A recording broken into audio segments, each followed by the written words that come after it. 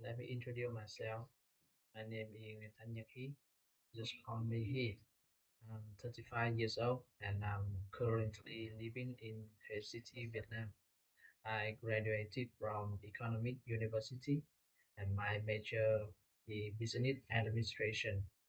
I have worked as an assistant operator at Vedana Lagoon Resort and Spa for 3 years, and now I work at front desk office of Moonlight Hotel.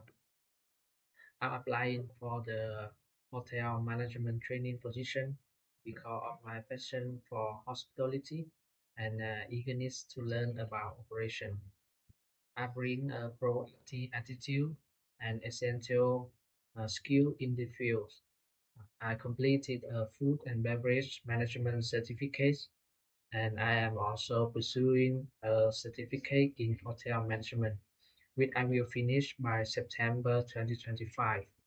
I hope this program will provide me practical experience in hotel operation, customer service, and management strategy for running a startup hotel in my home country. I'm looking forward to have an opportunity to join your team. Thank you.